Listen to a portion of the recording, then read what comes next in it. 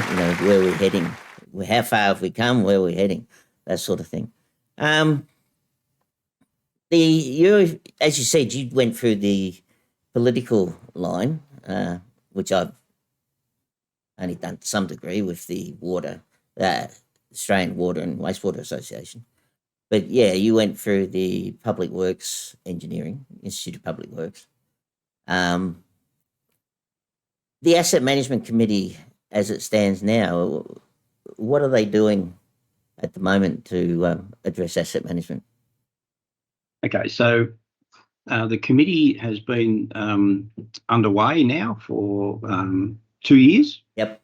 And I was appointed as the inaugural chair, and we've worked through the last 2 years doing a whole range of things, which I'll go through for you. But after is it like a 2-year tenure? Mm-hmm. It doesn't mean to say you can't get back on, but we've just gone through that process again. So we now have a new committee. We have some existing members and a number of other new members and good young members and a good mix of male and female, etc. So we had our first meeting Monday, actually, this week. We had some work, some international standards organisation work to be done, and the group really fired together terrific. We got feedback was submitted, which helped me no end in getting the final submission to Standards Australia.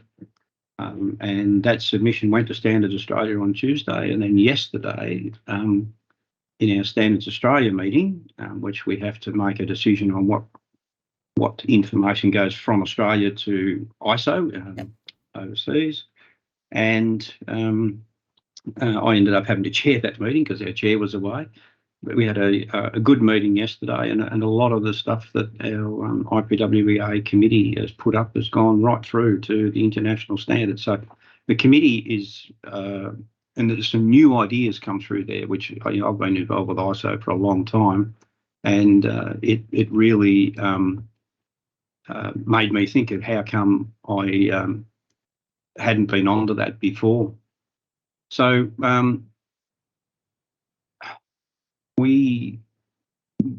our biggest focus, I suppose, over the last 2 years has been raising our profile.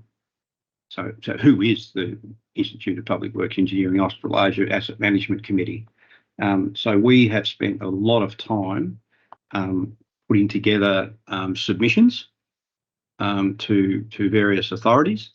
So we've put in a submission to the federal government, which was reviewing Infrastructure Australia. Yep.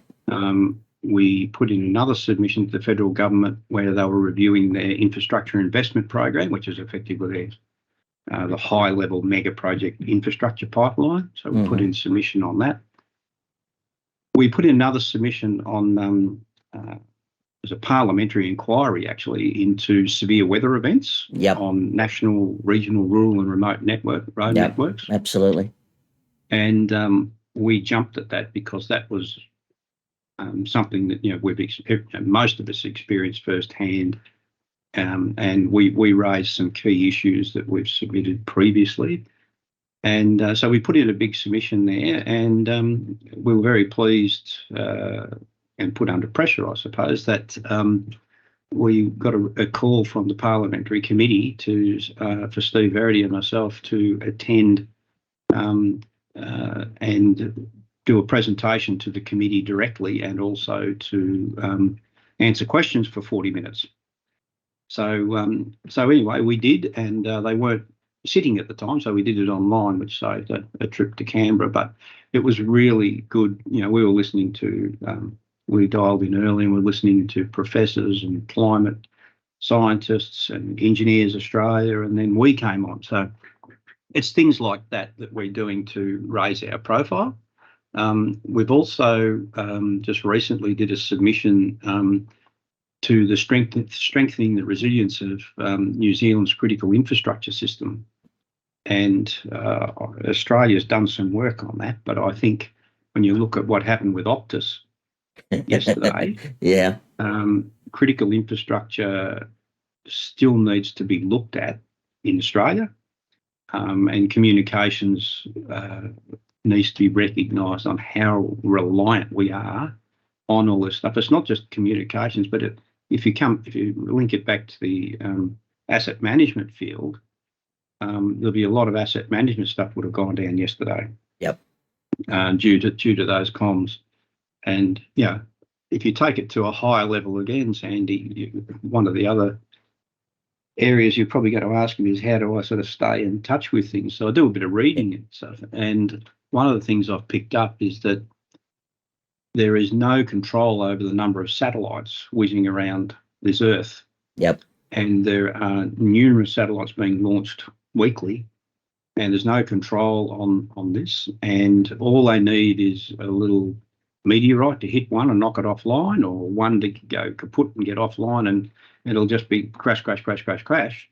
And we won't be out for a few hours. We will be out. Yeah. So I think we need to be careful in an asset management sense of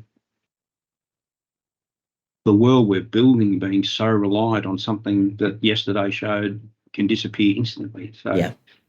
So they're the out there thoughts. So back on the committee, our role is really the other thing that's taken a lot of our time is responses to this review of the ISO asset management standards. So the 55,000 series, 55,000, 55,001, 55,010 have been the three. 55,002 is just firing up, which is the guidelines, and there's three new standards, one to do with data, one to do with public policy. So there's a significant amount of work. So we've been feeding initial drafts, and then final drafts.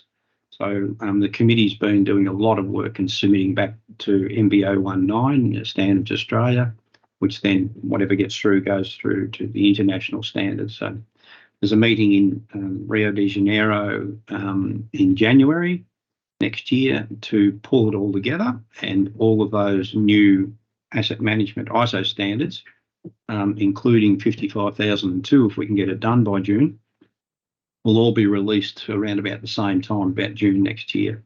So that'll be a big moment for the asset management world, and there's a big challenge to sell it. Mm. Sell the use of it. You can have all these international standards, but if no one looks at them, there's no point. And I started in ISO in May 2020, just after COVID. So instead of having the annual overseas meeting, we've had hundreds and hundreds and hundreds of online meetings from people all over the world. So it's been a fantastic experience for me. Yep. So the committee, probably the biggest thing it's been doing is making submissions, being seen, being heard, raising profile. And it'll be interesting. We have a meeting teed up in December this year with the new committee to set our new strategic direction for the next 2 years, and then away we go. If you want to see more of these videos, go into the Patreon site. That's patreon.com/dropofwisdom, and go to the collections folder where you will be able to see the rest of the videos.